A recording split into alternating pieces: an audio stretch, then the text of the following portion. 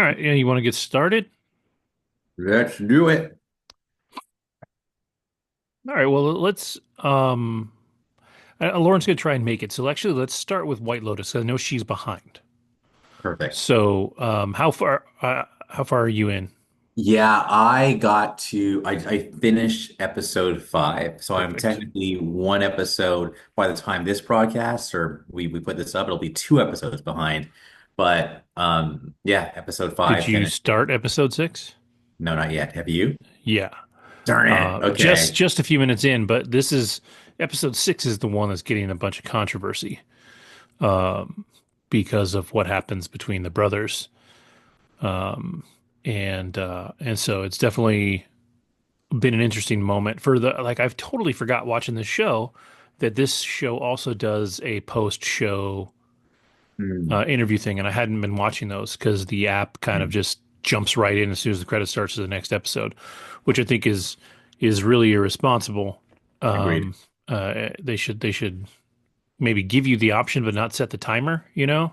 Hmm. Um, but I finally watched it after the fifth episode, and they really kind of lean into what's going on with the women and how Mike White was. He said he was out somewhere and he saw these three women that were almost indistinguishable from each other. Right, there was these three women in their 40s, 50s, whatever, and they were all the same woman. But what he noticed is that as soon as one would get up and walk away, the other two would start talking trash about the one that got up and walked away. And so their whole thing is kind of about how hard it is for women because women are always against other women. Like for whatever reason, like women live in this world where they just can't, lift each other up for reasons, right? And it's not uncommon. I've heard it before from other women I know that it's hard. It's hard being a woman for 100,000 different reasons, but this is one of them where women just can't like support each other because they have to be like out after each other. And granted, that's a generalization, right? Like not every woman is out to get every other woman or whatever, um, but that was the take from all three women on set talking about it in that review. Um, but yeah, what are you, I know I think we agree that this is at least so far the least impressive season of the Yeah. three. Yeah. Um, Yeah, I mean basically my story with this season is I didn't even finish the first episode. Now, as everyone knows, when we started this APNC thing, Andrew was very single. I'm not single anymore, which basically means TV watching is more of a tandem thing. So you gotta wait for your partner before you watch something. So we're watching the first episode of season 3, and we got to maybe halfway through and we're like, this is whack. And she's like, yeah. And we switched to something else. And that was that. It was like we didn't even like look behind because we were both so looking forward to White Lotus because we both loved seasons 1 and 2. And in contrast to you, we actually preferred season 1. Now, I had stayed away and I actually almost felt bad because I was telling everybody I knew, man, this season sucks. Like, let me know, wake me up when it gets better, right? And then basically episode 5 comes along and another friend of mine says, okay, it actually got good. And then all of a sudden it's all about this monologue that from Sam Rockwell. Sam Rockwell does. And then of course this moment between the brothers.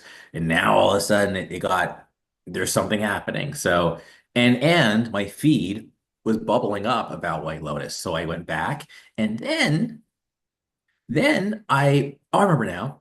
I talked to my girlfriend about it, and then she goes, and Greg didn't even come back. And she's like, no, he totally did come back. I'm like, what? She's like, yeah, he's Yeah. in it. I'm like, that's all I needed. Like, what? Okay, so what? I went back, finished the first episode, and I'm gonna finish this. But it's just been the It's only character I actually even give a crap about, believe it or not, is Jason Isaac's character. I actually, there's something about his character that I'm compelled by, but outside of him, not really. yeah, this is a weird season because it's like everything happening is set up for something that's coming way down the line. Like you figured out maybe maybe in the second episode, maybe even in the first episode, that like if you were paying attention, Walton Goggins' character was there. He was there to kill somebody. Like that was his jam. He was like Sawyer in Lost going down to Australia, right? Like he is there to mess some shit up. So you got that one figured out. You know that um, there's going to be a shooting in the beginning, but we're who knows when we're going to come back to that. Like um, the girls, are just going to be messy. The three girls are just going to be messy with each other. They, got messy again in episode five. Um, and like the brothers have some weird thing going on. Like that's just weird. And that, trust me, if you haven't watched episode six, that gets weirder. Ah, Um, you know what? You can spoil it. It's fine.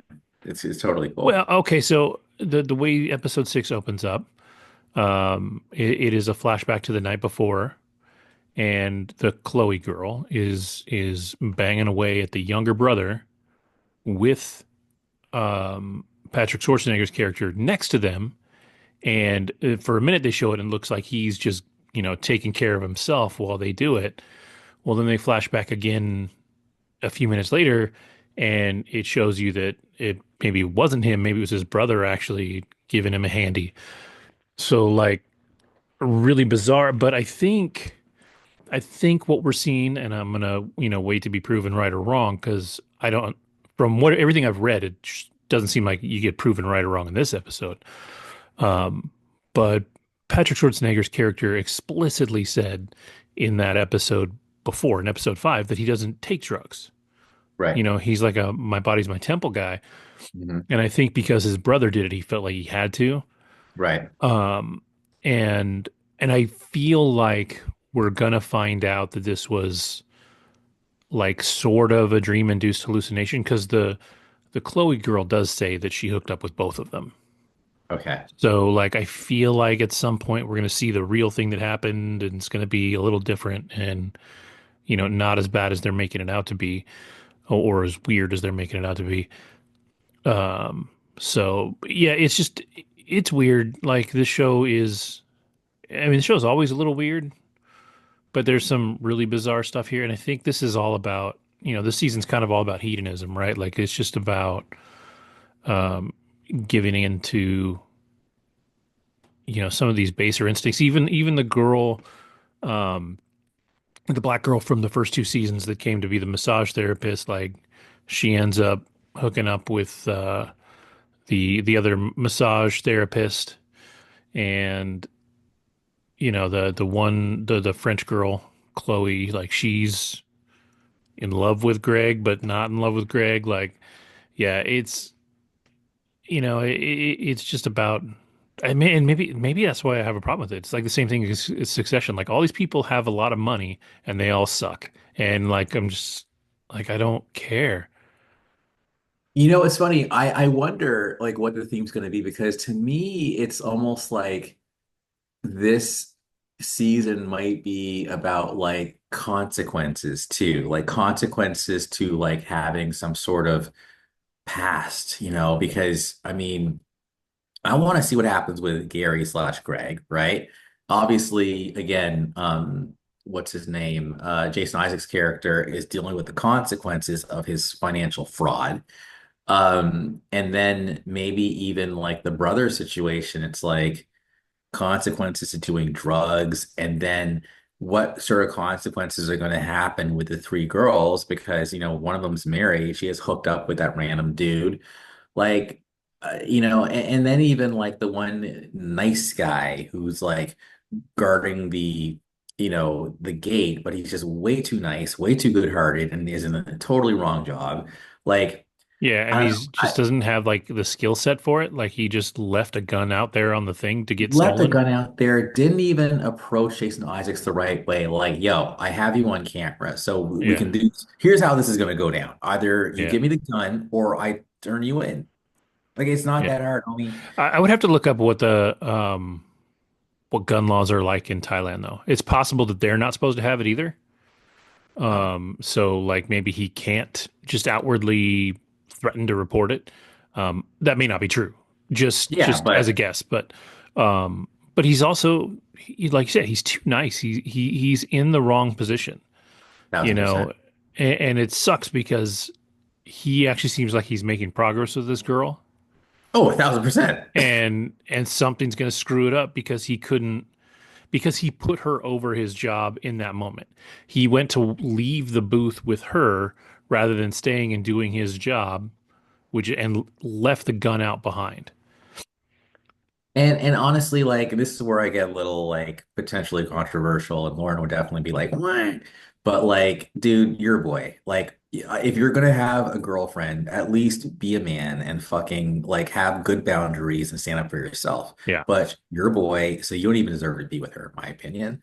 Um, uh, now, what did you think about the speech that Sam Rockwell made? Because I'll be honest with you, between what we reviewed in terms of that weird Yeah. TikTok like psycho babble while doing makeup, Right. and then even just listening to it and hearing it for myself, like you know me, I like to think I'm pretty introspective. I'm pretty layered. Like I'm not a surface like dodo bird, but I, dude, no. Like, I just think that's just way convoluted, and not all guys want to be a woman and be effed by guys who look like them. Like, that is just a little Yeah. wackadoodle.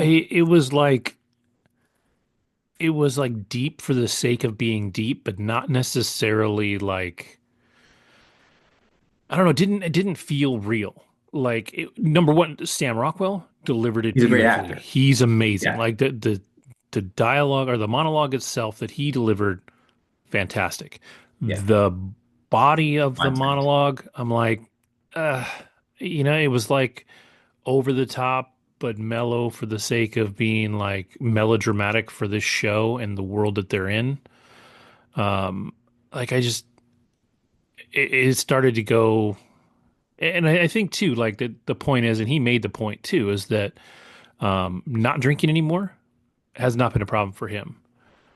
I But guess it's this, but the action. yeah, so like he's an addict, but of a different type, right? Like, and so if you ever read up on addiction and stuff like that, like people that are really bad about it, like people that genuinely have it, they just do crazier and crazier stuff because it has to be bigger than the last time, right? It's just Right. like somebody chasing a drug, right? You need the next Chasing the one or the next dragon. higher dose, yeah. So it's definitely it's not that it's not a thing. It just almost felt out of place. Like it almost felt like just a little too much. And it Um, didn't have anything to do with anything really, because I mean, it's not yeah, like, uh, good Walton Goggins' character is struggling with his sexuality. It was almost as if he was saying everyone's gay, and it basically like at least every man is gay, and you basically even if you like women, it's only because you want to be one. What? yeah, it was Anyways, weird. it And was like, like and if that was just his own experience, that's that's one fine, thing. and if that's how he felt, that's fine. I guarantee you there's some dude out there that feels the same way. Probably a multitude of dudes out there that feel the same way. But as a generalization, probably not. You know what I mean? Like it's a little, And to be fair, maybe I'm being too hard on the show because my first impression of it was that little thing that we got sent. So to be fair, that was probably bonkers. The show was just one person's journey, yeah, and kudos for being willing to explore yourself that way you did. Okay, okay, yeah, that's yeah. And again, like that scene just between the two of them and like the discomfort that Walton Goggins' character felt.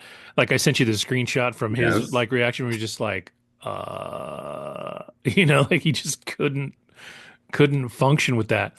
And he by the end of their scene when they're outside talking, like he definitely is uncomfortable with it and weird, but at the same time, he's like, we still go way back, so And I I think we'll love be that. okay. Yeah. I love that. I actually the comfort with between the two of them was great, and I liked how he's like, "Yo, like we always drink together." Like, and I was kind of hoping that was gonna be like the dynamic this time. He's like, "How was your chamomile tea?" You know? Yeah. So that was all good. Old friends, all gravy. Now, I will say I'm not. cool for this or not popular for this, but everyone is celebrating.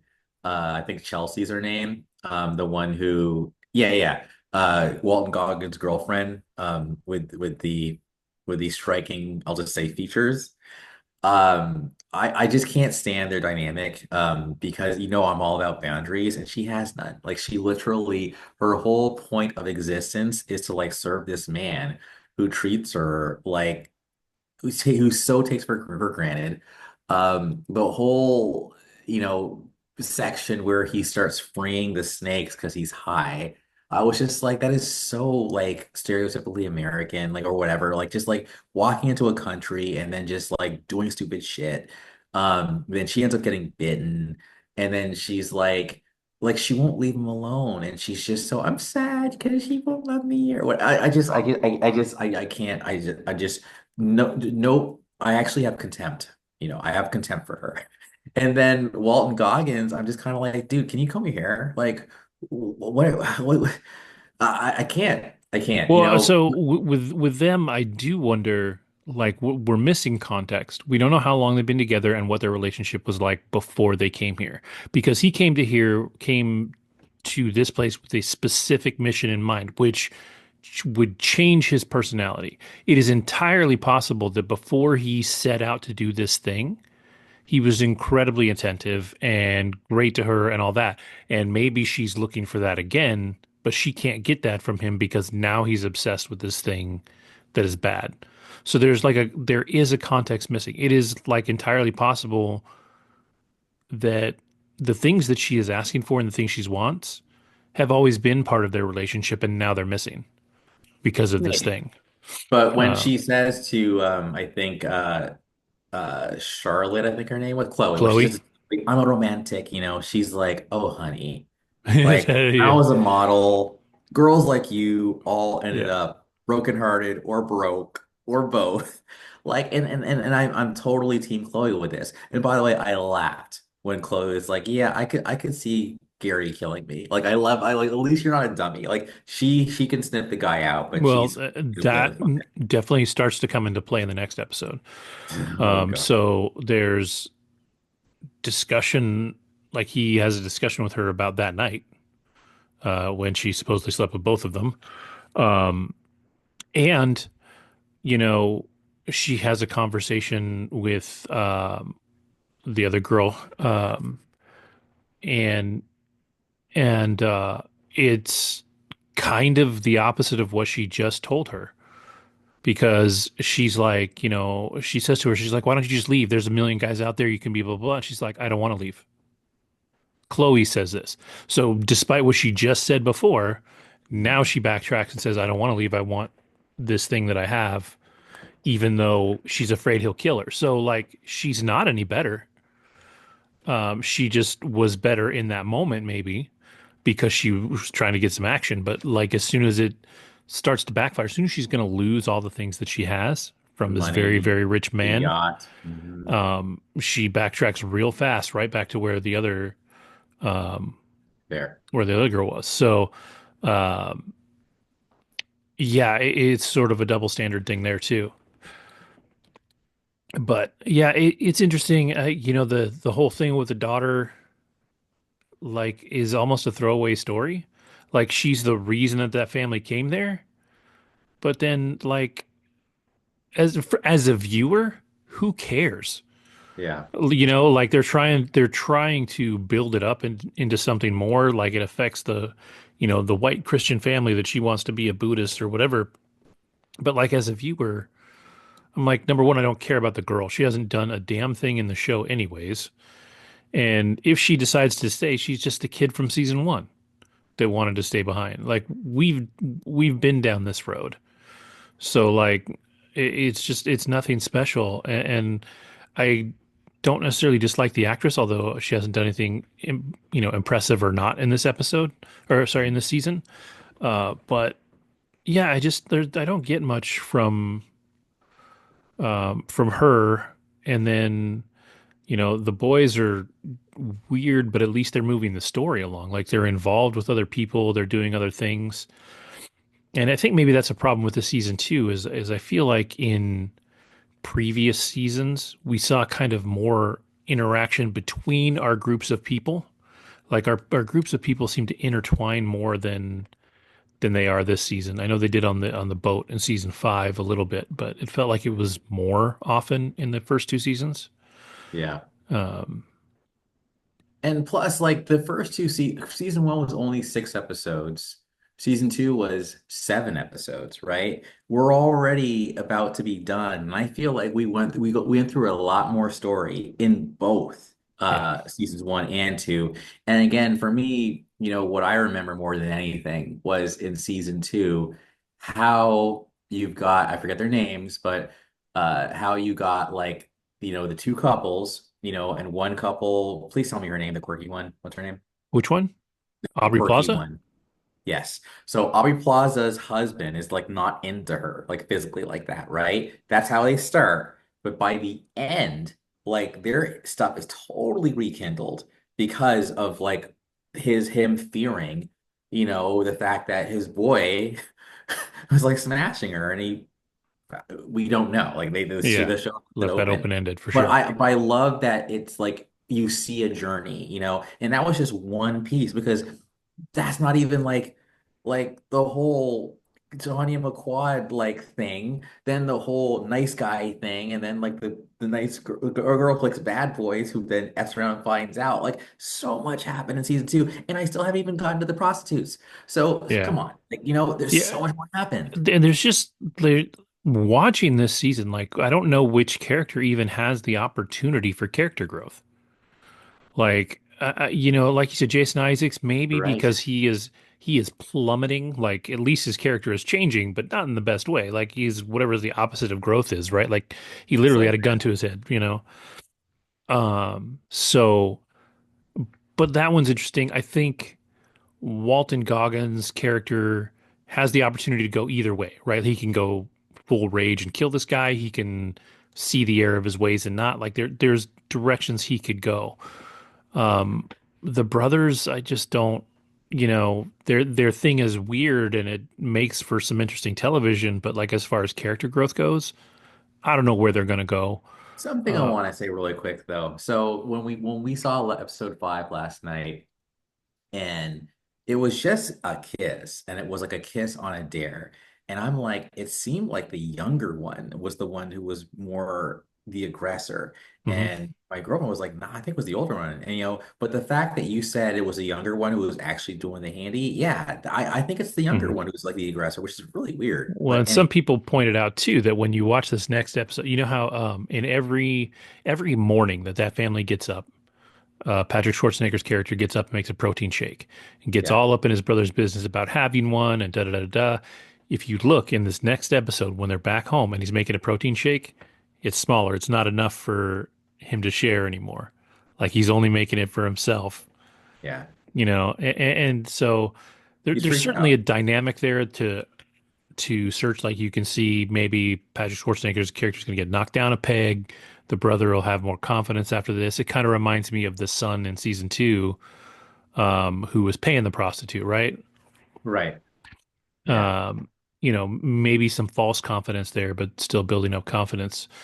Um, but yeah, it's a weird season. And like I said about the daughter, like um, I don't care. Yeah. I want to, but I just haven't seen anything from her um, that is interesting. And I think it made me laugh too because, like I said in the beginning, like the two people that I find the nicest and the most interesting for me are the two type people, Yes. the idiot kid that can't hold a gun, and the girl who's obviously Yeah. incredibly pretty. I had no idea who she was because I'm not a K-pop person. But Oh, Blackpink is one of the biggest bands or biggest groups in the she's world. from Blackpink? Huh. Yeah. Nice. And she's married to like the fourth richest dude in the world. So like her life is okay in real life. Like she's doing okay. I read that and I was like, well, shit. Like, and Why I are you have no acting idea though? who she was. I was just like, this girl's pretty, you know. But like, Yeah. they have the potential to be interesting.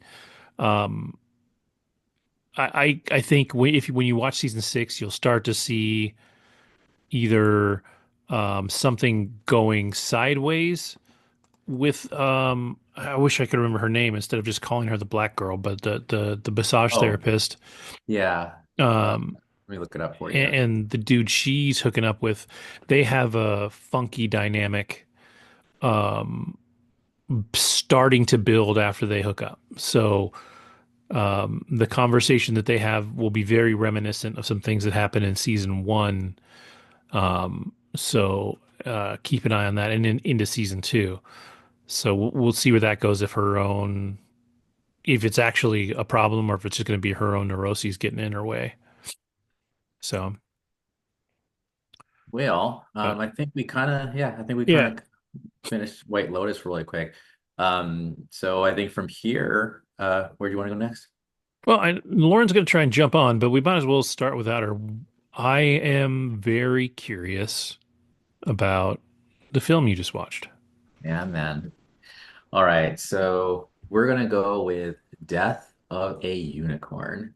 So I was just, doing my thing on the internet, and then I saw this A24 trailer with Paul Rudd and Jenna Ortega, and I'm already like, okay, this is cool. And then the trailer gives away a lot. So yeah, he hits a unicorn in the middle of the road. They put the unicorn in the trunk and they're heading to this like rich house where apparently they're a pharmaceutical company.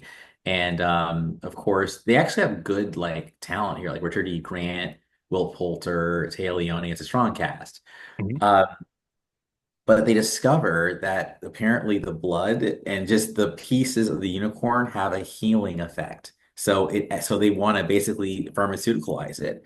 What they don't bank on, however, is that of course this like young unicorn who they've hit and killed has parents, and they are coming to a revenge. And of course, things ensue. Now, I'll tell you from the jump, sometimes you can tell when a movie's just not going to be good. Like by the first like 15 minutes, you're feeling like the dialogue is forced or the pacing's off or it's just kind of boring. And it was a Friday night and I was getting a little sleepy.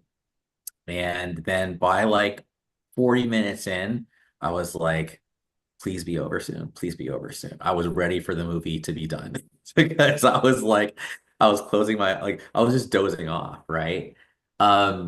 I will admit that there is an actress in here named Sunita Mani, and I first saw her in that movie Spirited, the Christmas movie, and Okay. I was like, she's cute.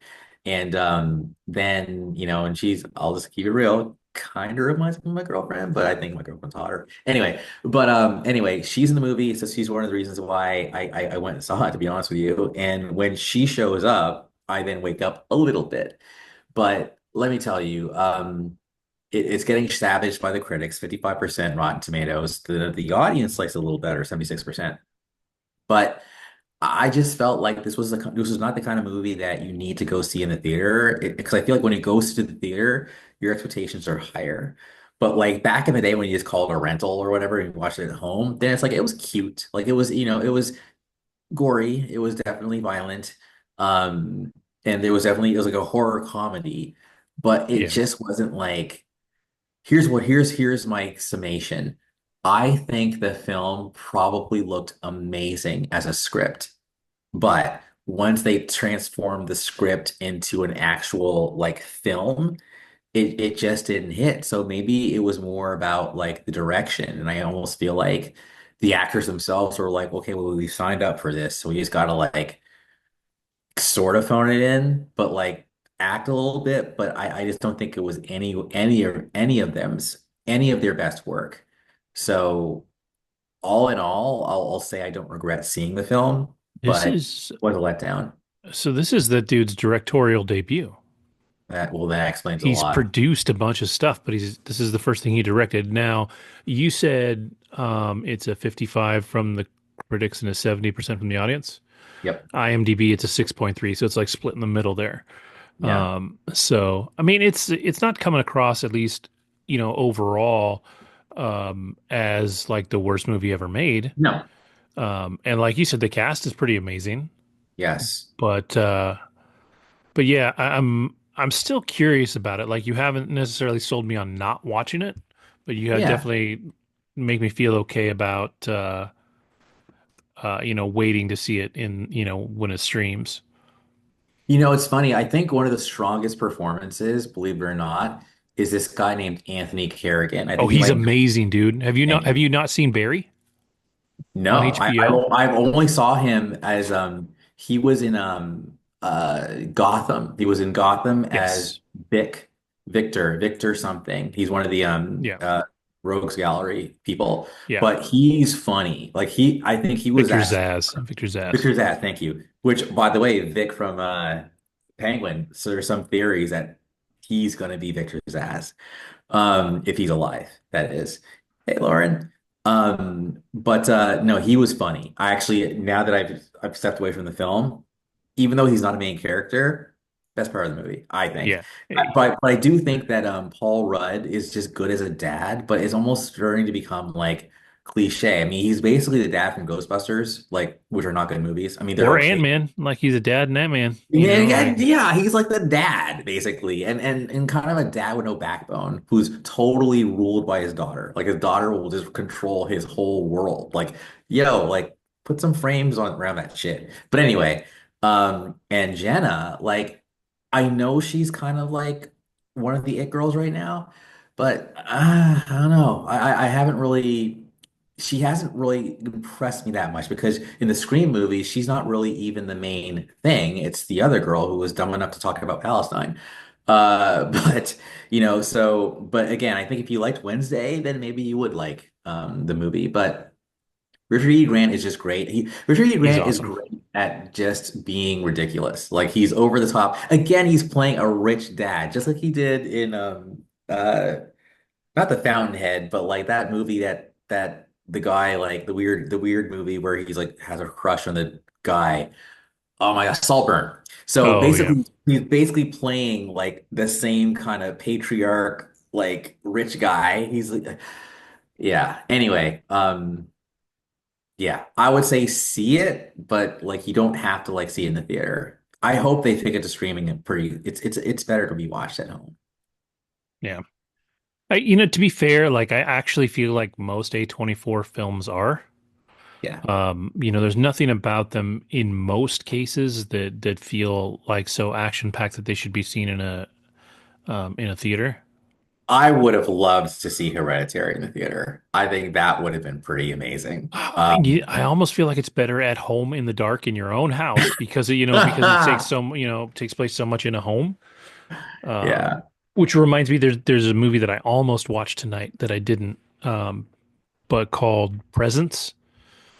It's out for pay-per-view, so you still can't watch it for free anywhere. But it's funny enough, Lauren is Steven Soderbergh directing a movie. It's a haunted house movie, but sort of from the perspective of the thing haunting the house. So it's supposed to be a real trip, and it yeah, I'm very curious about it. So I may watch that next week if I remember and if I have the time. But it sounds pretty good. But anyways, back to Death of a Unicorn. Any last? Yeah, I want to give at least lip service to like, Will Poulter. He plays, kind of a douche. Which is really good because like he was a kind of a douche in Midsummer, but he was like a geeky douche, right? Yeah, Whereas now he's all brolic and stuff, like it's all built up. So he's like a hunky douche, but he's still a douche. So it's like it's just kind of funny. And I actually felt like Zendaya might have been better in the role that Jenna played, to be honest with you, because I think that she plays disaffected yeah, better than Jenna can. I think Jenna it feels a little forced, whereas I mean we've seen her in what's it called? Euphoria. Like yeah. she even though she's gorgeous, she can totally just be like regular and like super nihilistic, and it's just authentic. So yeah, I think maybe hell yeah, I just would have thrown. Yeah, I think Zendaya had been in there. It would have changed the whole movie. Hmm. So yeah, last words. I will just say yeah. I think overall it was fine, but I think the trailers make it out to be better and funnier and quirkier than it really was. And yes, they totally, I think, leave the door open for a sequel. And I'm like, please, Interesting. like, if you guys make this a franchise, good Lord. I mean, I will say Hollywood can make money off of mindless dumb shit. Has A24 ever made a sequel? That's such a good question. No, Yeah, I but can't I think of a feel like movie they that they left, have. yeah, but they totally left the door open for that, I think. Huh. Okay. Yeah, That's all I so got. we'll see. But I think, I sometimes I think um you can leave a story open for a sequel without ever having to make that sequel because it leaves Yeah. something in the viewer's mind. Mhm. Um, Stephen King used to do that in his books a lot. Like if you read Pet Cemetery at the very end, like the last thing that happens is his wife comes back after she's been dead, and that's where it ends. There's no in as far as the books go, there's no Pet Cemetery 2. I know they made sequels of the movies, but they, steered from um, from the source material pretty quickly. But in the original books, they did that. He did that like at the end of Christine, like all kinds of stuff. So, sometimes if you leave them hanging, it leaves people in a position to let their minds race. Yeah. Well, I'll never look at unicorns the same way. Well, to be I'll fair, tell you that much. so you'll never look at a unicorn because they're not real. Yay. Well, they are in this movie. Although I did just see a newspaper article today that was relatively authentic that says there are being more and more reports of dinosaurs being seen in the Congo. What that means, I don't know. But I guess people are literally reporting seeing dinosaurs in the Congo. Hey man, well hey, all we gotta do is find the DNA and grow it. I wouldn't put it past anyone to do that. But we made Dolly way back in the 90s. She didn't live very long, but actually I am curious. I don't know if this is out of order, but I know that a certain Disney film uh is making headlines. I think someone has a scoop on it. I know you couldn't pay me to watch that, but but it's still culturally relevant, hence why I've been sharing stuff about it. So I don't know if we're ready for that or not, but I'm curious. Yeah, I'm ready. Yeah. By the way, happy birthday, Andrew. Oh, thank you. You're Thank you very welcome. much. Yeah, Yeah. absolutely. So Snow White, I saw it on Tuesday night with some of my fellow friends in the neighborhood, and we had 10 to 12 women show up. So it was definitely a nice presence. And the whole theater was mostly filled. So, and granted, I know it was last weekend was opening weekend. I wasn't sure what to expect. So, as I might have mentioned in the last episode, when it comes to Disney films, given this is the first feature film that was Disney and this came out in the 1930s, there wasn't really a soundtrack, as you recall the Disney films in the 90s where you have many songs that come to mind when you Yeah, think of Beauty and the Beast, Aladdin, Little Mermaid. Little All Mermaid, started with Little Mermaid, but Yeah, yes. which is I think that was the late 80s, and then 89 or 80, yeah, I think it yeah, was 89. yeah. but those films already had songs, right? The only song I feel like I could associate with Snow White is Hi Ho, Mhm. as the Yeah, the dwarfs. the dwarves are, going to and from work, etc. But other than that, they really had to create more of a storyline because it is also shorter, I believe, than a lot of the other films too. So they had to fill in more about Snow White's origins.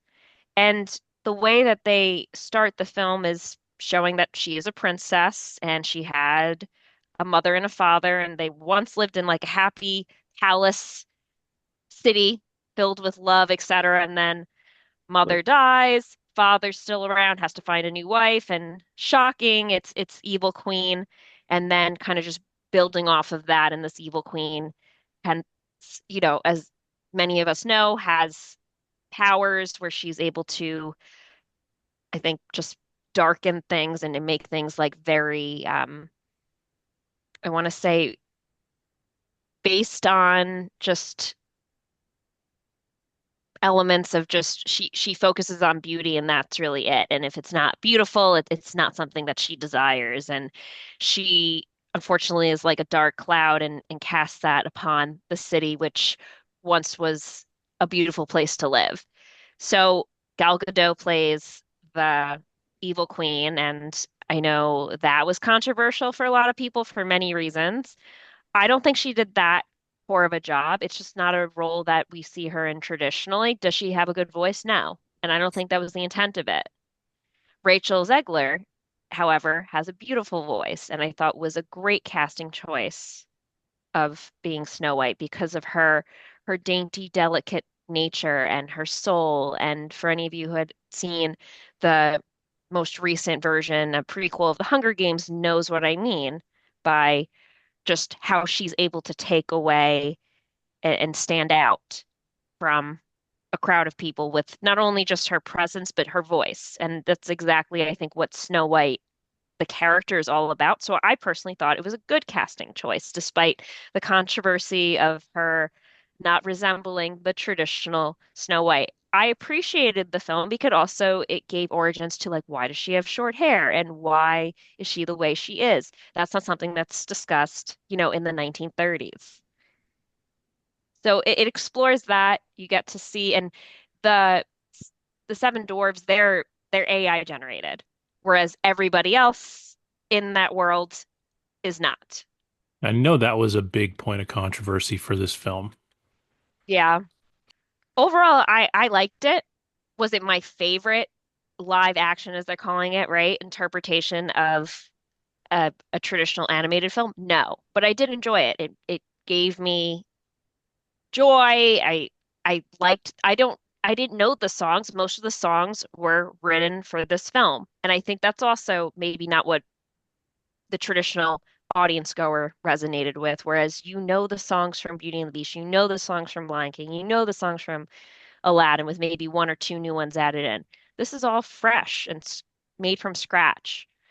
And also, I think just the character that she falls in love with is not a prince. He's a regular guy. They call him a bandit. He's someone who his name is Jonathan, the character, and he's kind of like a nobody who is trying to take back and fight against the evil queen to restore the old palace and city as it once was when her parents were reigning in that city and that I guess kingdom, if we want to call it kingdom, from years prior. So overall, I thought it was very witty, as a lot of these films are. I thought it was light. Overall, like I enjoyed it. I think my take on it, there was a 41% score from the critics, and I think mine definitely aligns closer to the audience without a doubt. Would I give it an 80 or 90? No, but I think a 74% is fair for this film. They did a good job at relaying the story, which doesn't have as much groundwork and foundations as later Disney films that were, I'd say, within the 80s, 90s, 2000s. I think being able to take something from the 1930s and making it modern and bringing it to today is going to be much tougher than bringing something from just 2, 3 decades ago to now. And maybe that's why people are so critical of it. Yeah, Well, I think too, I think Andrew and I, or in our one of our chats somewhere, I kind of pointed it out.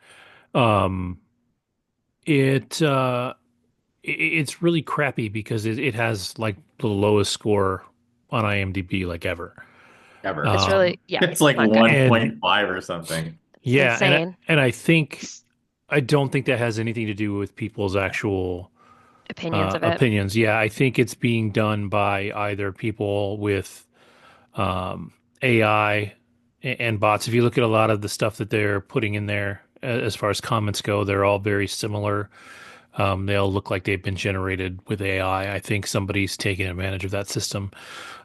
And I said in the chat that I think it's unfortunate that an aggregate site like IMDb generally doesn't have this problem, but it can have this problem because it doesn't necessarily authenticate the people leaving those reviews in any way. Right. So anybody can just leave a review and it can be bad. Um, and yeah, it's really unfortunate. The same thing happened to The Last of Us Part 2, the video game, which is, you know, a fantastic game by all accounts. And some people didn't like certain things about it and whatever. Yeah. But somehow on the rating sites, it got blasted with like ones, or, 1 star out of 10 reviews. And it's just, that's not what it was. I can see people not wanting to give it a 10, but there's a lot of reasons it should be at least a 6, right? Like you just know, if you actually played it, that that's what it would be. And to see it, like you said, you'd give this around, 74, 70, Yeah. somewhere in there. So to see it as low as it is a little disheartening. 100%. And I think, and I'm just going through the reviews on the critic side, and the ones that are good, they focus on the light and just the nature of what Disney was trying to accomplish, whereas those negative ones, they don't seem to be the Disney film goers that normally will watch a Disney film. And them saying that it's just not, I shouldn't say like them as in like everyone, but just referring it to as a unintentional camp classic. Just things like that. People are just they're not the right viewers for this type of film. It's Yeah. as if you just grabbed a bunch of people that just don't like very lively, light type of films, and you just sat them in the theater. You knew they weren't going to like it. And it's almost like I had a friend tell me that he didn't want to see it because he heard it was not good Yep. and And because that's of what all the people are bad hoping. reviews. That's what people are hoping for. And that's unfortunate. When you go in with that negative mindset, you're going to, in many cases, just believe and start thinking it's going to be bad. And that's, I think, one of the issues with this film. There was already a lot of controversy with just who they casted, and then you're throwing in the AI stuff on top of that, and then all of a sudden it's just Snow White bad. I'm not going to like it, therefore I'm not going to go. Ticket sales down. I mean, I don't know. I thought it was joyful. I thought it was light. It was great in many aspects. The talent is definitely there, and it's again a Disney movie that didn't really have a foundation like the other films where you knew the songs. There was a lot of creativity and backstory that had to be built in. Yeah, it's in And trouble. Oh, I was just gonna say the budget was 240 to 270 million. It's made 96 million so far, and they're mhm. basically saying it needs to make 500 million to break even because I think that A that lot of includes. advertising. And I think you put the article up. There's a bunch of stuff that they had to pay for, almost completely separate from the film. Like Rachel Ziegler had some social media issues, and they had to bring somebody in that was an expert in that to kind of Because clean she was that saying up. stuff about Palestine, I think, or she I think maybe she Well, said fuck. they both are. That was like they actually had to have two separate premieres, I think, because her and Gal Gadot were on separate sides of this thing, obviously, Yeah, right? And so that was an issue. The I think the social media thing was actually about our current president. yes, And so there's just been lots of personal issues that actually have zero impact on the film. Right. But people will take that opportunity to then try and Shit on destroy it. it. Yeah. which was my concern around, as you guys probably remember, was really concern around Wicked. But thankfully, Homegirl came back and just kind of smoothed it over. But I just felt like her and Ziegler were kind of in similar boats. And I think that, uh, sorry, I forget her name, but Cynthia Erivo. Cynthia thank Erivo. you. She navigated the situation much better, I Yes. think. She didn't need someone to be a social media coach, for example. Yeah. But yeah, no, I would just say that sometimes, so when I hear a movie is not good and I'm a free thinker, I'll go see it anyway. And my since my expectations are low, if anything, I come away even more excited. I Yeah. think a good example of that was Transformers One. I think that Yeah. Yeah. the buzz was incredibly negative for that film. I went and saw it, and there was a whole bunch of people who were like, guys like me, like Gen Yeah. X, who went and saw it and went, the movie, it tanked, but it was like it didn't deserve to tank as bad as it did because it was actually a damn good It was movie. really good. Yeah. I think So too, I think like Andrew, you would never go see Snow White and give it a bad review yeah, because you know for a fact that movie's not for you. correct. Like there's no illusions about what a Disney movie is, right? Yes. Like you shouldn't be like, oh shit, I thought I was gonna go watch Seabiscuit. Like No, you're not going to see an no, Oscar-winning they're drama. haters. You're That not is that is the legit word. They're haters. exactly like With hate in their you hearts. are going to see a lighthearted movie musical where the hero wins at the end. It's a little dramatic in the middle. There's some silly shit in there. Like some of the songs are funny, some of them are a little more Right, serious, whatever. But a Disney film is a certain way because they have made a whole lot of money making those films. And if you right, go to see Snow White and you expect anything different, you can't give that a bad review. That's on you, and so that's why I think a lot of these reviews too, like I said, are from AI and aggregates. I forget what it was, Andrew, but a long time ago in our group chat, Oh I went yeah, we to were talking ChatGPT about yeah, yeah. and We were I talking about said the Star Wars series. maybe that's what it was because I went in and I said, Yeah. give me a positive review of this, and it Mhm. wrote out this huge long positive review, and then I Yep. said, well, give me a negative review of it, and it spat out in 30 seconds, 10 seconds, a Yep. negative review. And you put those things side to side, written Yeah. by the same machine, completely different, but still somehow referencing the same points, which I thought was interesting. Acolyte. It was about the Yeah. Acolyte. Yeah. I remember that. Mhm. So like if you know how to use this stuff, you can generate a ton of bad, reviews and just crank it out there.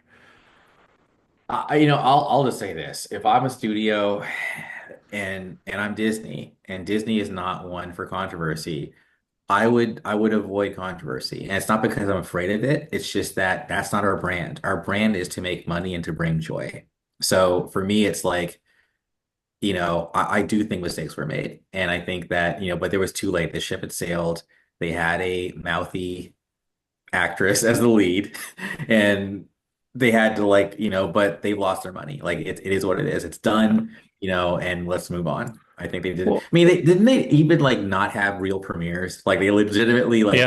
not do Yeah. a red carpet, like because they were like, we know this is going to be a shit show, so let's just like Yeah. contain the explosion.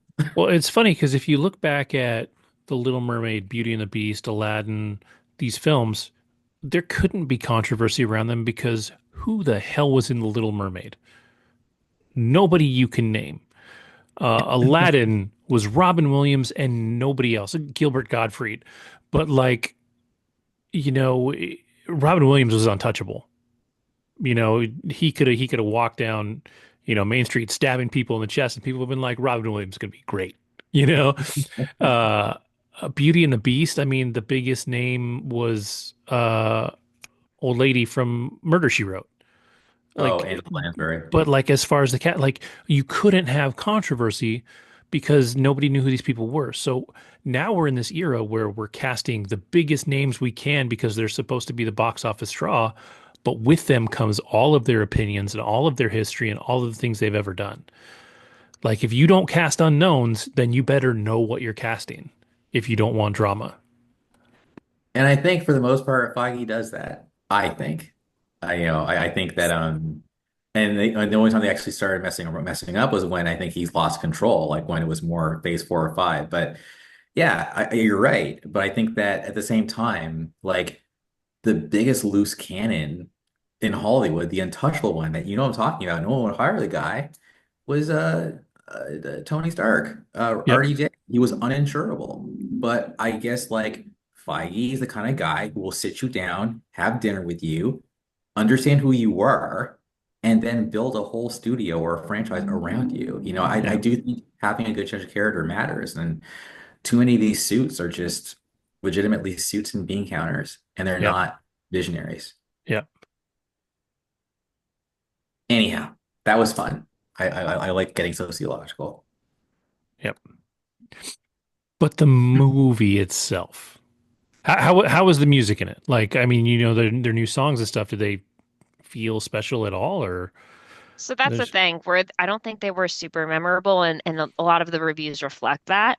However, it's not like with Wicked, we already knew the songs, Yeah. right? Or it's not like with these other films, we already knew the songs. But I don't see anyone downloading the soundtrack.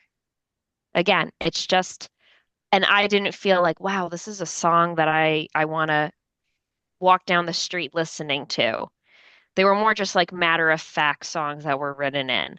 But was the story good? Yeah, I appreciated the origins of her as a princess, her family origins, knowing more about the evil queen, and just, I mean, we knew that this is very much so a story about vanity, right?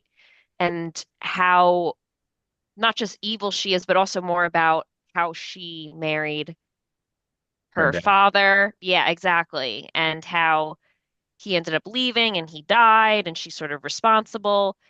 We know this stuff. It's all to some degree part of the first film, but it really digs deeper into more of like the origins of her, and also how a lot of the kingdom rallies behind her to make sure that Snow White is able to eventually beat the queen. Now, a lot of it's cheesy, I'm not going to lie, especially at the end when all of a sudden the queen and these, I guess, her new cronies that are just behind her, all of a sudden are like, oh my God, I have feelings. Yeah, all of a sudden just drop everything. Yes, I shouldn't kill Snow White. Just all of a sudden. That's the cheesy part where I'm like, all right, this is a little ridiculous, but fine. But overall, I thought it was just what Disney film isn't a little bit cheesy, right? I think that's just Yeah. kind of how Brand.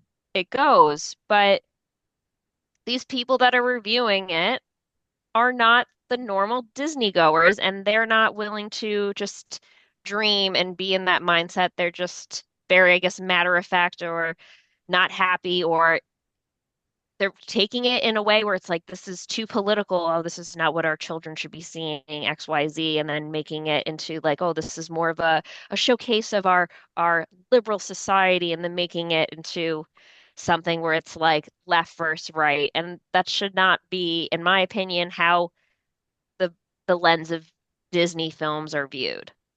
Yeah. Well, the haters would say, Whatever. go woke, go broke. That's what they Yeah. would say. Yeah. That Well, is true. Disney's not broke. Maybe they didn't Well, make much off of this film. it's What it's was a bomb. It's a bomb. This is not a financial. This is a financial. It's Yeah. not good. It's going to struggle. And like you said, a lot of it comes with just that negativity out of the gate. If there had been less drama behind the scenes, I think it would have done better.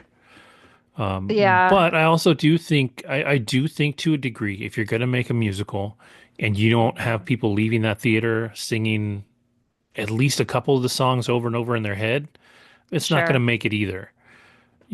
Like there's still Little Mermaid songs that I can sing today, like Sure. right now, and Beauty and the Beast the same way, Aladdin the same way. Like those all have really special soundtracks. For one Right. reason or another, like Aladdin, I mean, definitely Robin Williams sold the hell out of everything that he did. Sure. But if you don't walk out remembering those songs and humming those songs and feeling like you can't get them out of your head, then the movie's already gone from your head. So, it's not, that's the whole purpose of a musical. They just didn't have any, I think, songs to start with, though, unfortunately. It's funny too because like again, as everyone knows here, I am not a Disney person, but I do remember way back in the day. When I say back in the day, I mean like late 2000s, like 2008, 2009, 2010. I would see this is very superficial, but I would see pictures of Katy Perry and I would go because this is back when she was like dark hair, big blue eyes, and I'd be like that she could play Snow White, like in my head, Yeah. she can sing, she can dance, like that's like that, in our universe, they do live action Snow White in the like early 2000, like 2010s. I would have gotten Katy Perry to do it. For example, there are so many, in my opinion, better ways to execute this kind of thing than what we saw. I mean, the Lord Farquhar, or whatever his name is, like people were calling it Lord Farquhar here. And I'll just say down with Disney, and she knows who I'm talking about when I say down with Disney. Down with Disney loves Disney so much. Her Instagram handle is down with Disney, and she was like Lord Farquhar, So it's like But she also said it wasn't that bad. She said she Yep. saw it, Yep. but she gave it like I think like a six or A something. So six, which I mean, to me, based on everything that I've seen, that's a fair score. Six, seven, like you don't want to be realistically bro, from the you're things that I've heard. Disney. But yeah, but like you're Disney. You're better than that, But you know? See, the thing about Disney, when you make this movie, it doesn't matter if it's great because you are selling to the largest market there is, and that's kids. If you get the kids in the theater, doesn't matter how good it is because every family has more than one kid. The parents have to go. So instead of selling one ticket, you're selling Four three at or four least. tickets, Four, yeah. No, I right? agree, but the box office is telling us that there's not that many families going, you know? Because they didn't. I feel like they didn't really market it to kids either. I agree. There weren't that many previews, honestly, Yeah, for this Again, I film. think they were just trying to, yeah. I they're think they were just scared of it, salvaging this. which they shouldn't have done. They should have said screw the Lean in. controversy and leaned into it and put out the materials because I think, we talked about it also during the middle of the most recent phase of the MCU. If you don't advertise your stuff, No one's gonna people see it. don't know people aren't going to go see it. Like Yeah, if you're creating something that you're embarrassed by, then you're already out of luck. yeah. Wow. So, Yeah, it's yeah. a shame. I don't regret seeing it. Oh, last question. How did the rest of your group respond? Yeah, so I asked them as I normally do. So what do we think? Most of the people liked it. I didn't ask why they liked it or what specifically they liked it, but they made it, known like, yeah, I enjoyed it. It was happy just to be there with other women and seeing this unfold on screen in the live action form. I thought the best part, I'm just going to share my favorite part. Dopey is a dwarf who does not speak. But in the film, Snow White teaches him how to whistle, and the whistle over the course of the film becomes more pronounced, and then he ends up speaking at the end. And I thought that was a really nice touch. As in, some of us might be afraid to speak because we may not have the skill sets, but if we try hard enough, we'll eventually get there. Good message. I thought it was a very good message. And again, this is just me thinking outside of that.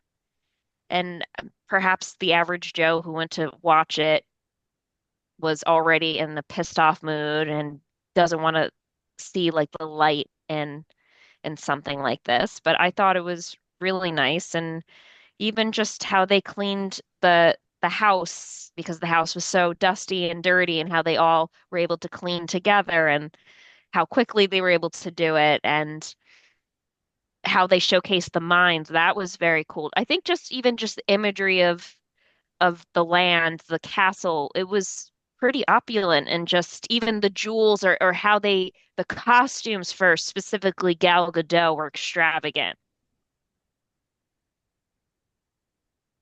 Yeah.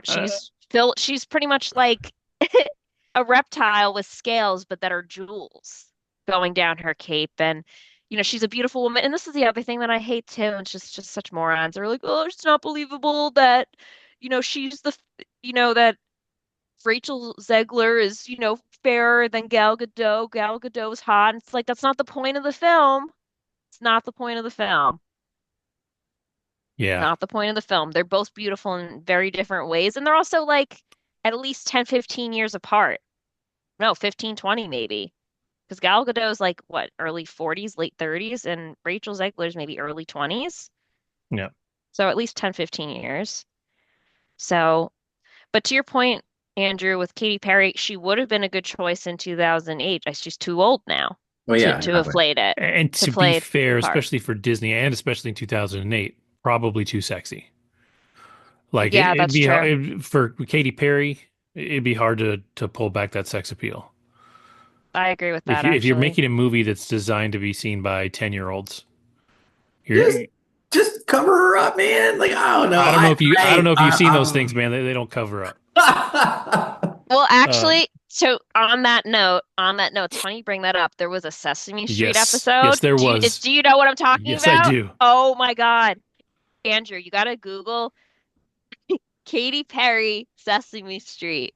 She got panned for that. Yeah, she got hit Really? hard because Well, Oh she's why? my too God. damn sexy for Sesame Street, dude. They put her on Like, Sesame Street in like a very cleavage heavy outfit and people lost their minds. yeah, And Okay, I'm looking. that was Okay, first of all, I'm looking at it right now, and I agree. If I'd seen that as a 4-year-old, I would have been a changed 4-year-old. That said, that for real, like why that. Come was it on. Snow White? No, but that's dude. Her shit. Sure. Her outfit is like legit. Like, what are you doing, dude? Snow White, I think, goes up to here. Yeah, I'm gonna be the contrarian here. I stand by my assertion. I think she should be but if you're making talking Snow about White. controversy, the only thing would be people would talk about before the IT movie girl. came out would be how she was too sexy for Snow White. Yeah. That Whereas would be the that would be the line.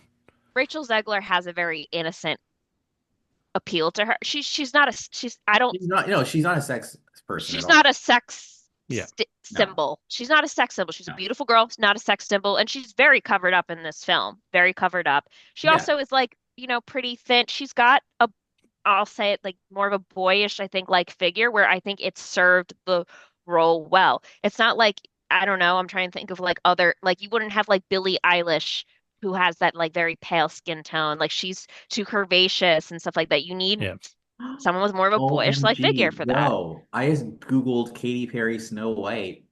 There's like she's already done it. Like there's Yeah, she like for dressed up Halloween or as something. her. Yeah, she's done Yeah. it. I've seen it. She yeah, she was made for that role. I'm sorry, guys. Like and also when you look at what she's wearing, like her stuff isn't all out there. Like, yeah, it would have been fine.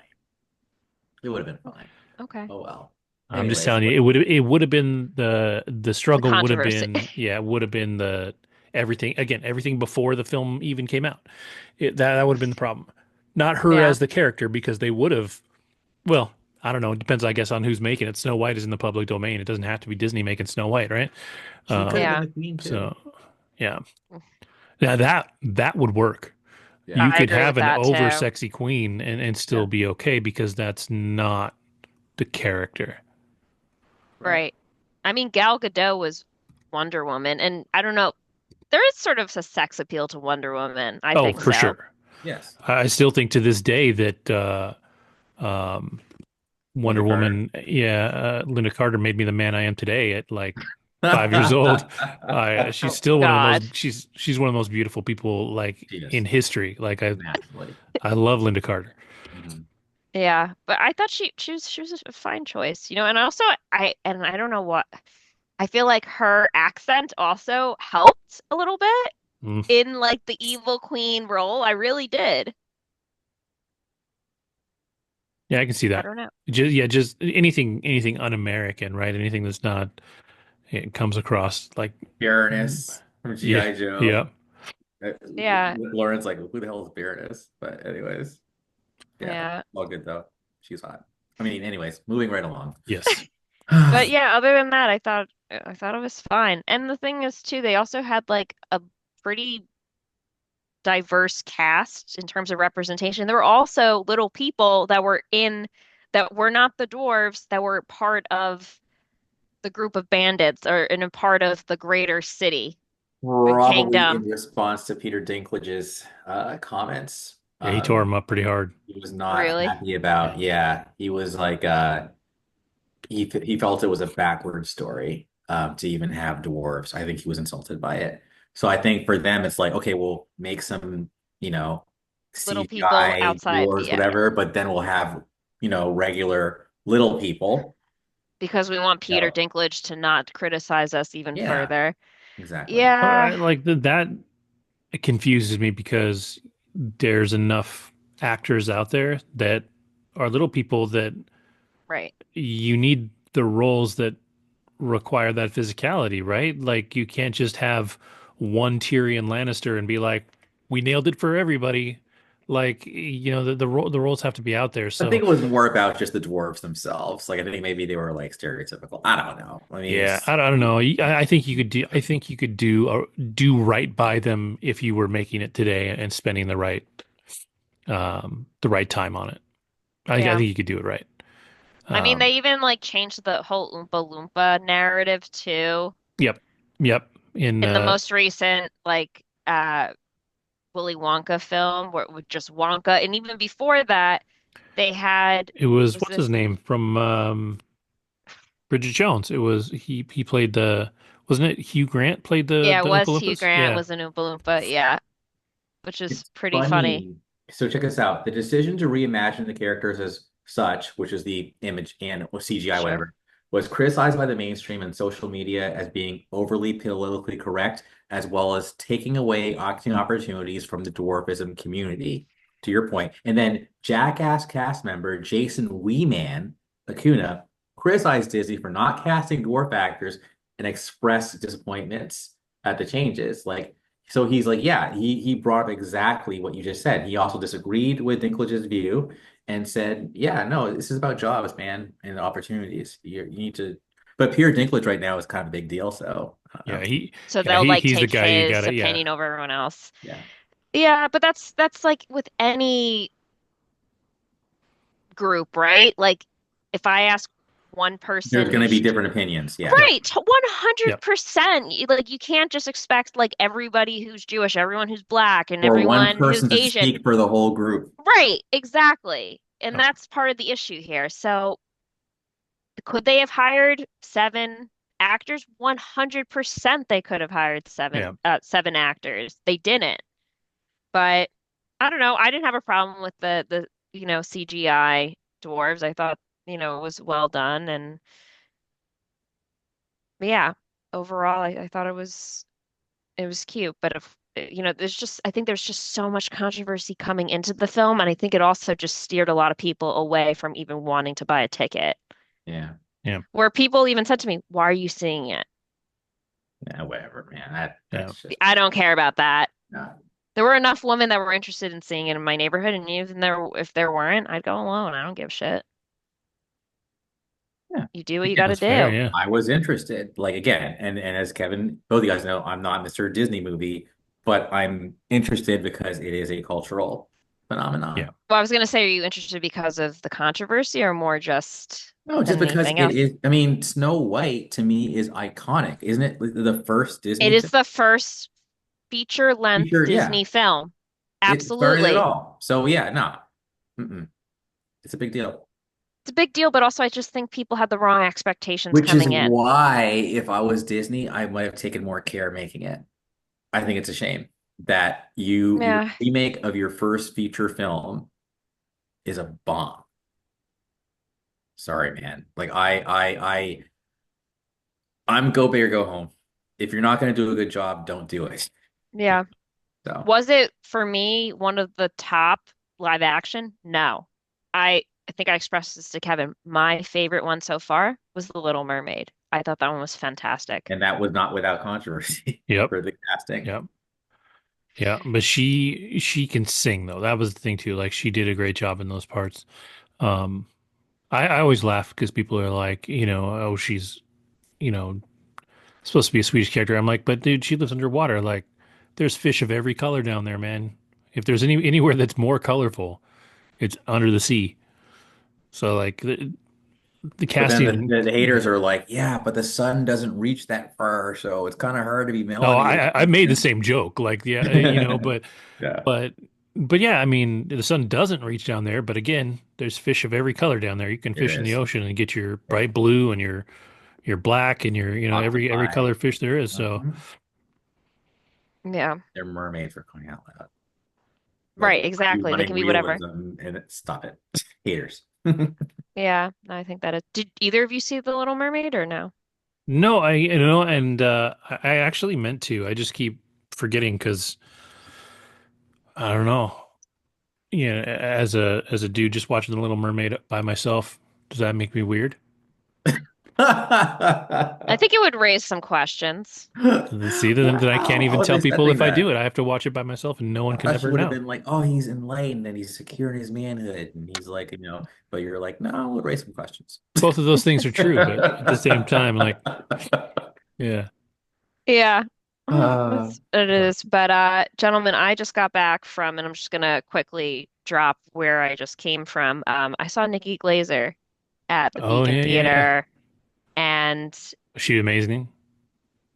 I wouldn't say amazing. I think she is very opinionated and Yes. controversial in many ways. And I mean, I had seen her roast and stuff. Her tour is called the Alive and Unwell Tour. And I think that's like the perfect, Unwell, I think is actually the perfect thing to title this because her opinions of herself are very much so, I think, reflective of her own struggles over the years. And now that she's gotten so big, she's been able to change a lot of her exterior to fit what she's been fighting internally for many, many years. And she talks about it very openly. Things like Ozempic and things like plastic surgery and things that she was heavily criticized for, but since doing these procedures and losing weight and getting plastic surgery, she feels like it's opened more opportunities for her. So much so that she even presents to the audience how, and Andrew, you and I have talked about like topics like this in the past, just how vanity, even though we live in a culture where they're like, no, we express and we love people for who they are and what they look like, etc., really is not the case. You will get paid more, you will be presented with more opportunities based on your looks, based on your physique. And Hollywood itself purposely will try to put this narrative out that they love people of all shapes and sizes and it's changing, etc. But yet you see all of these former actors that were overweight all of a sudden start losing more and more weight. And a couple that come to mind, Kelly Clarkson, Jennifer Hudson. Even Lizzo. Although I think that might be more for health reasons. But one thing that has really shockingly surprised me is how popular the actress who plays Chelsea on White Lotus, with teeth so distractingly chipmunky that I literally, her name is Amy Lou Wood. Lulu Wood Yeah, she's from the UK, which tracks. Uh, but like and everyone loves that. I mean, they love it. So I feel like maybe society is making a turn. Maybe, and then even the one who plays Chloe, her teeth are jacked too. But it's like, so I don't know. I feel like maybe from a weight standpoint, I don't know.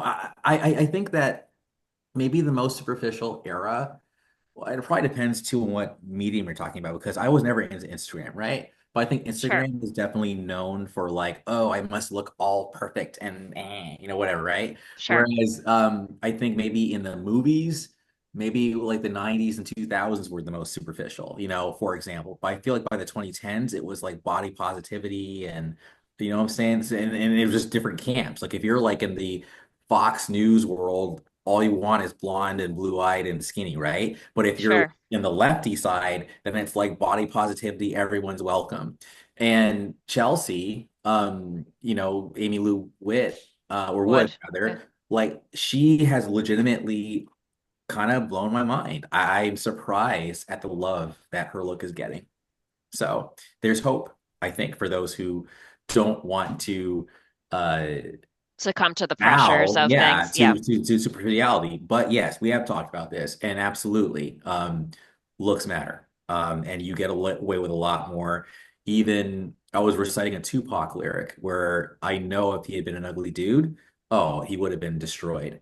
But Tupac is not destroyed. I think that most women like are like he's hot and he's cool and whatever. Like, but if he looked like Biggie and said that was lyrics, wouldn't have flown. Anyway, keep going. yeah. No, and I think her comedy in general, it was very controversial.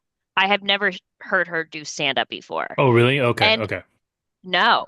And honestly, when I had heard her in the past, like at the roasts, and when people are like, oh, she's just very raunchy, I was just expecting a lot of sex and jokes about her vagina, if I'm being honest with you. This was very deep into just her being beyond honest with the crowd, saying, if you are fat and ugly, people want you to stay that way because it's like it's actually sick, but like it just kind of shows how much she has gone through.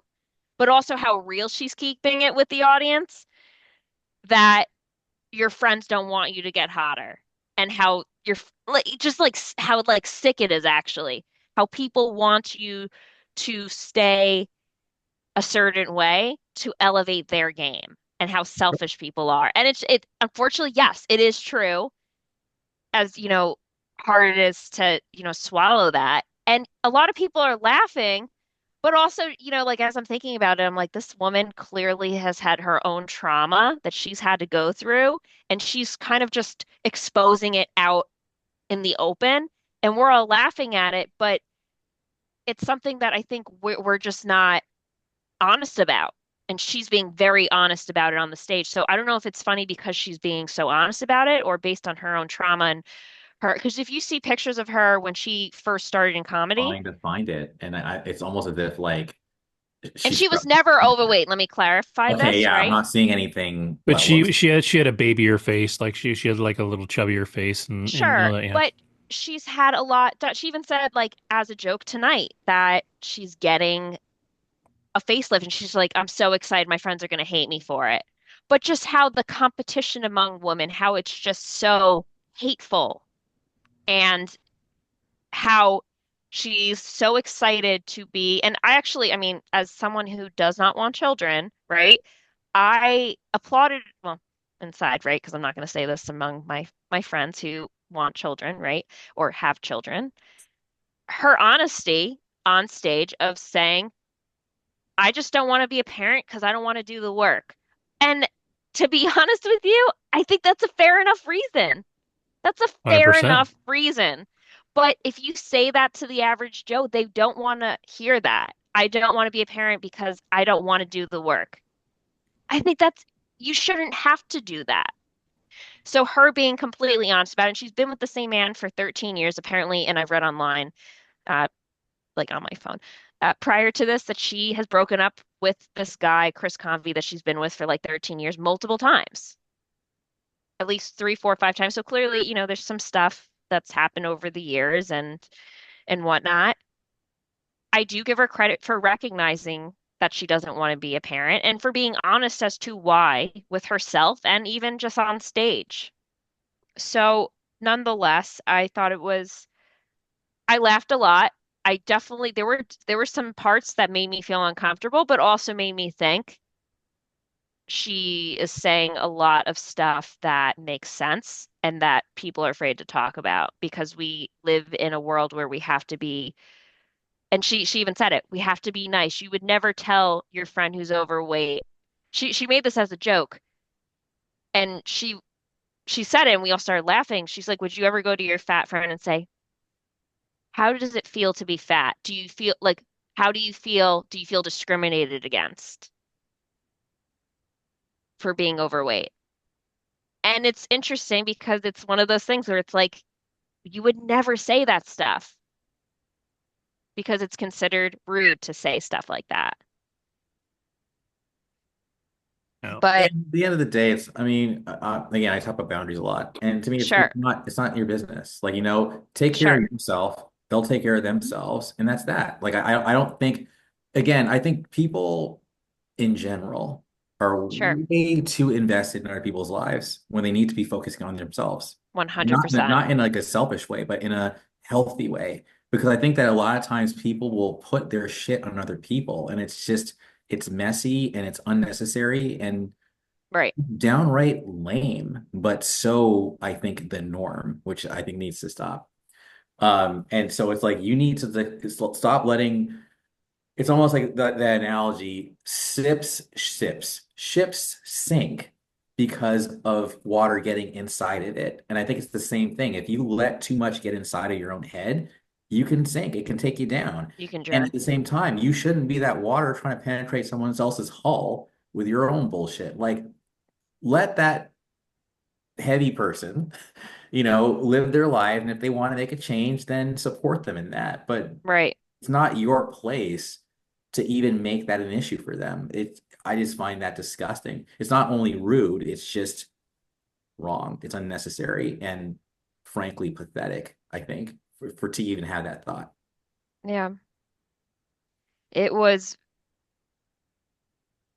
odd too, just hearing that coming from her. I think a lot of what she said, again, stems from her own insecurities, Yeah. which I have heard from people that she has been in rehab for, and it's been known that she has had eating disorders and a lot of mental health issues. But yeah, it was definitely, I enjoyed some pieces of it. Some of it was very uncomfortable, but I think the show is built on a lot of her own insecurities and her just putting band-aids on them and speaking her point of view based on her own experiences, which I know that's sort of like what you do as a comedian, but also in a way that I think I don't want to say wasn't polite, but yeah, there were things that she said that definitely made me think, and I was like, I never like would think the way she would be think. I've never thought these thoughts the way she thinks, and I think this goes back to her own stuff Yeah. that for she's sure. dealt with. So, It makes me think of Mulaney's last stand-up special when he just leaned right into the whole rehab thing. oh yeah, And it was a brilliant comedy special. oh Mulaney's yeah, last special was awesome. But yeah, you know, a lot of comedians do their best work when they're self-deprecating, right? Like and a lot of great comedians come from dark places. Like their work is yeah, they're not funny because they're living their best lives, right? Like they're taking notes from the crap they're going through and they turn it into something funny. right. Um, I think the difference with John Mulaney, it's strictly based on his own experiences, whereas Nikki's, it felt a bit, yeah, she's had her own stuff, but she made it seem like this is the road you should be taking because people will like you more and you'll be much happier. Fascinating. Whereas, pardon? I said fascinating. Keep going. Whereas John Mulaney was more just like, I got high, I got really messed up. He tells you the actual stories, mm, if you saw that special where he bought a watch and then sold the watch for cash so that he could buy drugs, yep. which is a hysterical story. I thought it was so funny because it's just how he is, or how he ordered Outback Steakhouse when he was in rehab. Was it Outback Steakhouse? It was something Yeah. like some major chain, and how they yelled at him and they were like, "What are you ordering? Is it drugs?" He's like, "No, I just wanted Outback." And just that stuff is just so John Mulaney, how a little bit awkward and funny he is, but it was just strictly about him and his experience. Whereas Nikki's felt more like, I want to be like giving you a controversial TED talk that will sort of like make you feel uncomfortable, but we're gonna laugh anyway. But also it felt a bit, I don't know, like I based on my research on her struggles, I think a lot of her comedy is based on her own pain in a way, but also in a way that's more preachy as to this is how you live a happier life. Whereas I don't think John's was meant to be like that. It was No. more just this is my life, I'm clean now, and let's laugh about how I got to where I am now. So if you could like sum it up in like 2 to 3 sentences or even one, what would you say her message was tonight for the audience? And who was it directed to?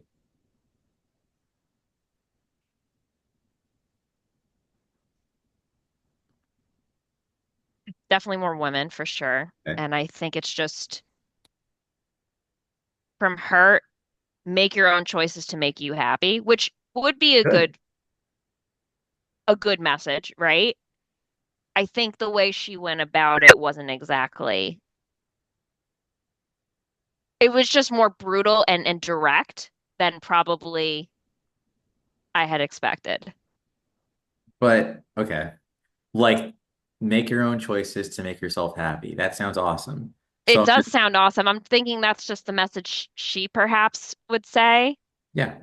And I think the one thing though that she did mention that I did agree with is if you're gonna do plastic surgery and things, it has to be your choice and not let other people tell you you're doing it because you're insecure. But I don't know, because I've never been in a situation like that. I think people can do, but this goes back to your point, Andrew. Let people do what they want to do and not like knock them down. Why are you And involved at in the other same people's time, stuff? it's both sides. I think you need to have strong enough boundaries to tune out other people, but at the same time, other people should also leave other people alone, right? But unfortunately, or whatever, we only can really control ourselves. So to me, Sure. I think it's more about having a stronger boundary. But then at the Right. same time, there's nothing wrong with telling people at the same time, leave people alone, man. But I think that relying on the leave people alone thing alone is kind of lame because still think you have to have personal responsibilities to also defend. So it's like defend yourself, but also don't attack people. It's both. So if what she's saying is make your own decisions and have strong boundaries and do your own thing, I totally agree with that. If yeah, I think the harsh stuff might be just be coming from like hearing her own struggles and then feeling like that sounds harsh. I don't know. That's all I was trying to understand. But Sure. either way, I like her. I Yeah. never heard of her until tonight. You So never heard of Nikki Glaser until tonight? nope. I looked at her stuff too. She isn't in anything I'd watch. She's a complete. She She's hosted the Golden Globes though. yeah. If you She look at that, I didn't watch the Golden Globes. she doesn't act much. Like that's not her thing. Like no, she's done a few things, but realistically, she's a stand-up comedian and she has been for a Yeah, no, long I'm time. sure. I'm not Yeah. saying like she's nobody. I'm just saying that No, we no, no. all. Yeah, I'm just saying like if you're not out searching for stand-up, you're Yeah. not gonna know who she is. Uh, for sure.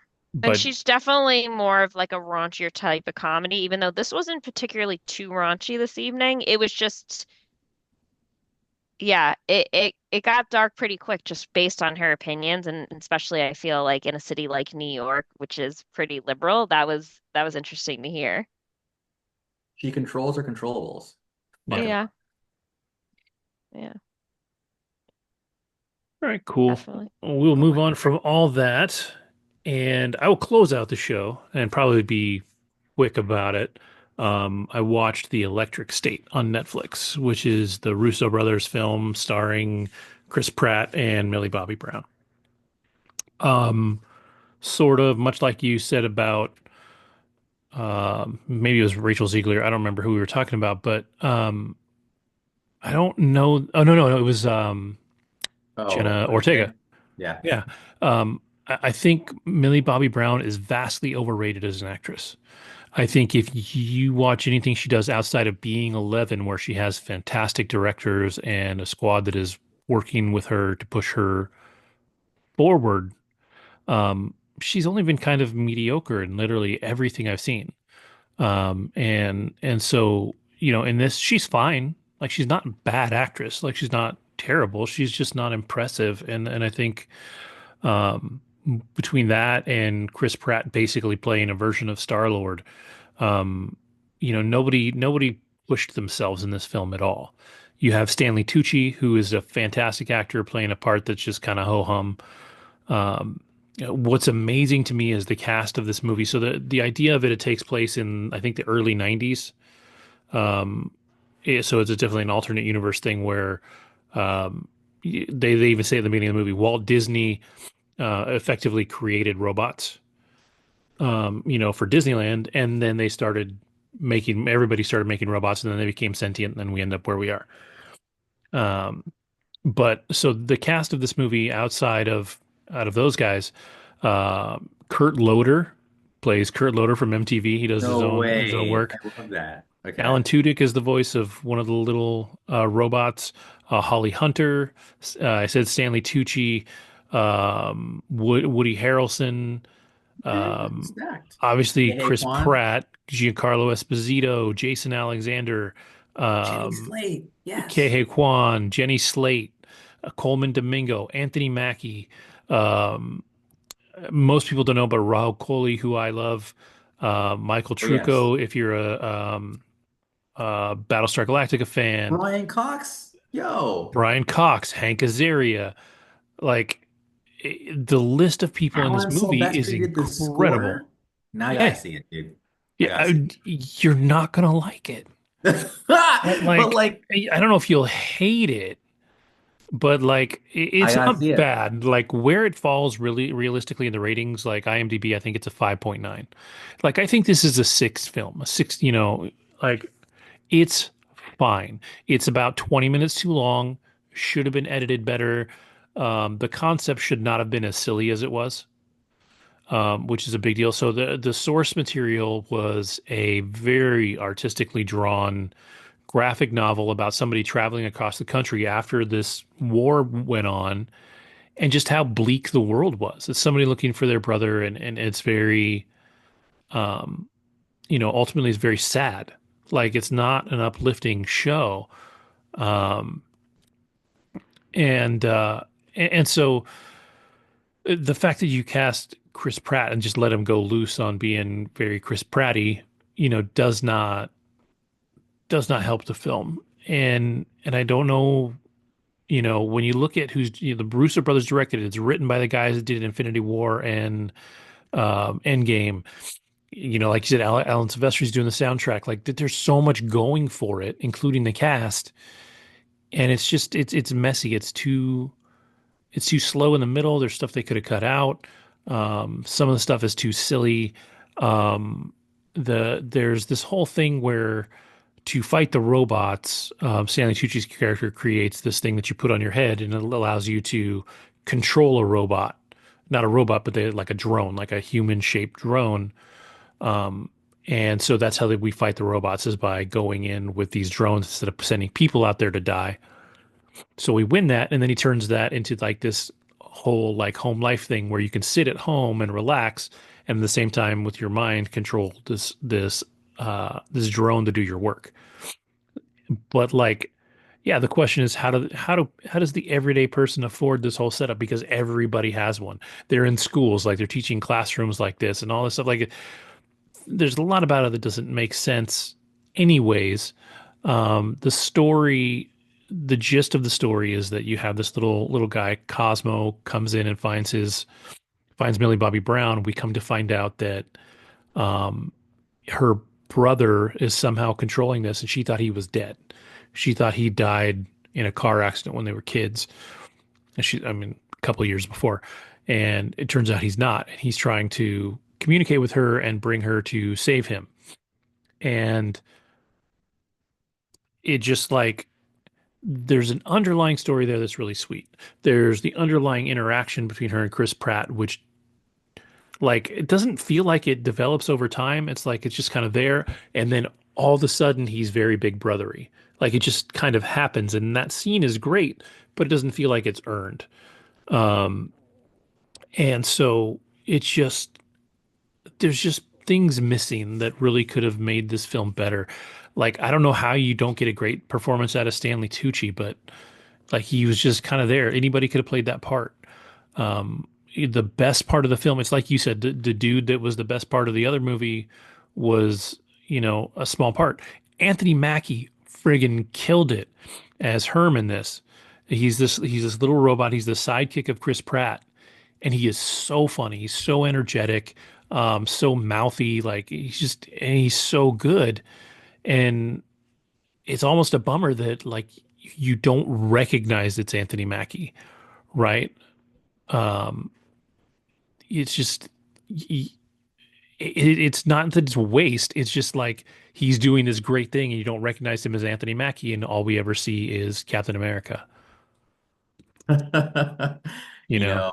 know, I'm reading up on the film, and what I'm reading is absolutely scaring me away. Is being universally panned. One of the things that I cannot stand is when you take a book and you deviate.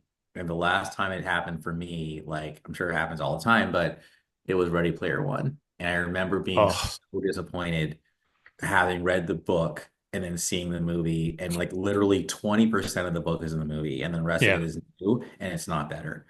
And that's a lot of the critical response here. The film cost a 320 million apparently. What a waste. And again, it kind of reminds me of what I was saying on Facebook. Like, it sucks that you had all the right people, but only one person was missing in all of this. And you know who I'm going to say? Mr. Fahey himself. Yeah. So he's the difference. And I think that, if the Russos basically were like, we read the book and it wasn't that interesting, so we're to make changes. What? Like, I don't know, man. Like, Now, They granted, all can't be wrong. yeah, I'm not super familiar with the source material. Like, I have not read this book, Fair. but like, if you look it up on Amazon, there's a lot of screenshots of it, right? Because it's almost an art book, right? And so you get a pretty good idea of it in the story, um, and it just seems so much more bleak than what they made. Yeah, correct. And this kind of has a happy ending and all that, and it just doesn't seem, um, you know, it just doesn't seem right. Um, Yeah, NPR named it one of the best books of 2018. So that's like, it's a critical accomplishment. And they said leave it to the Russo brothers to turn it into like this bloated like comedy film. It's like that's super disappointing, you know? So, but it's okay. I'm not mad at them because we know the ship's gonna be righted with you know, uh Doom, Doomsday and I don't know if they're doing Secret Wars too, but certainly Doomsday. they're doing Secret So Wars, yeah. they are? Okay, Yep. cool. Yeah, so it's fine. The band's back together. So maybe I'll watch it, but when I'm seeing things like 3 out of 10 somewhere and I'm seeing like 3.8 out of 10 and like a 4 out of 10 somewhere else, Yeah, uh I don't think it's that bad. Like, I've definitely seen worse movies. Um, it's just there was potential there. It's kind of like what I said about Venom 3, right? Like, there's potential there. There's pieces in there that are good stories. which is better, Venom 3 or this film? I You have to actually I actually decide. liked this more than Venom 3, to be Okay, good. fair. Then I'll okay, Um, then I might see it. but but yeah, I'd be curious. Like, if you watch it, All can you right. make it through and what do you think? Because it definitely, yeah, it's trying to walk the line between, feel good family stuff and there's a little bit of action in it. I think there could have been more action, a little less of the family stuff, and still built it in the right way. Yeah. So All right. And who knows? Maybe I'll like it. Like I liked Moonfall, for example. All Moonfall is a garbage ass film and I love it. It's one of my favorite right, bad films there you ever go. made. Yeah. This is not like that. Like, I don't Okay. love this film because it's bad, partly because I don't think it's bad enough. Like, it's Yeah. it's almost not ridiculous enough for me to love it that way. Moonfall was awesome. Moonfall is so I stupid. loved There's so it. much bull crap in that movie. They're like, oh no, the moon's getting too close. All the oxygen's getting sucked out of the atmosphere. And they're like, oh, the moon left, the oxygen's back. I'm like, that's not how it works. It got It sucked was into so space. That shit's amazing. gone. So yeah, I, sorry. I just like seeing the whole moon like scrape the earth and like again, I saw Manhattan. I'm like, all right, well, there I go. I'm dead. It was just like it was such a visual feast. I loved yeah, it. Anyway, yeah. This didn't lean enough into the whole robot ridiculous. human war, which I think if you had more of that, would have made it a much better film. Because as far as the effects go, um, it's pretty good. Like, there's no bad CGI or anything in here. The robots look amazing. Um, but like, the leader of the robots is Mr. Peanut. I'm like, what? What? Okay. Like, weird. There's just weird choices. Yeah. Kevin Marr of Sunday Times gave the film 1 star. He questioned Millie Bobby Brown's performances in her previous cinematic outings, as well as The Electric State, left wondering if she was profoundly ill-equipped for big screen acting. I actually don't disagree with that. I think she needs episodic television with somebody pushing her along, because she is great as 11. She's Um, fantastic at 11. but Do it's you the watch only the thing she's thing? ever done that's good. Earth to Lauren. Do you watch Stranger Things? No, What? You're missing out. no. Everyone Okay. says it's good. Isn't it the final season this summer or Yes. something like It that? is, yeah. Yeah. Yeah. Yeah, you got time to catch Cool. up. I really think it's going St to be one of the biggest series of the year, easily. yeah. Um, I don't know. No, it's going to be, it will be probably the biggest streaming show of the year. Like I don't doubt it. When you look at the numbers at the end of this, it's going to be the biggest thing on streaming this year. Whether it's good or not, I can't say. Like I can't say that this Oh, final you season is know it's going to be going to be great or not. amazing. I expect it to be. It could be, they could screw it up, but the numbers are going to be there. It is going to be the Have you biggest show of the guys year. watch it from the beginning? Oh yes. Oh yeah, Oh yeah. It is an yeah. amazing, amazing show. It's Like really, when really it good. started, or did you start Yeah. after Oh, the I started fact? from Yeah. the I started jump. in the beginning. Yeah. 2015, I think it was when it dropped. Yeah. Yeah. Yeah. The only downside to this show is that it took them so damn long to make it. If you've never Hmm. watched it, now is a great time to start because you'll get through it all and be pretty close to ready when it comes out.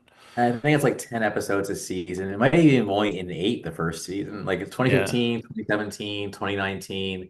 And 2019 was like, for me at least, like I was season three, it was like, okay, it was cool, but like if the next season isn't amazing, I'm gonna leave. And then 2021 drops, and yo, they came hard. Yeah. And you probably heard that song Running Up That Hill by Kate Bush everywhere, all because of Stranger Things. I'm getting goosebumps just talking about that. Yeah. And from 2021 to 2025, what a fucking gap. But, and they literally have said, like, we cried, like, it was such an emotional Yeah. Everybody. 10-year Everybody. journey for Hmm. them. So, yeah, I Yeah. think that show, I think the Duffer Brothers have put Yeah. themselves in a position to just do whatever they want next. Blank It's check, man. it's like Craig Mazin after he did Chernobyl. They handed him The Last of Us because they're like, You're gold, man." Right. I trust you, Duffer, with Attack on Titan. Sorry. I'm putting that out in the universe. I'm gonna manifest it. I trust them.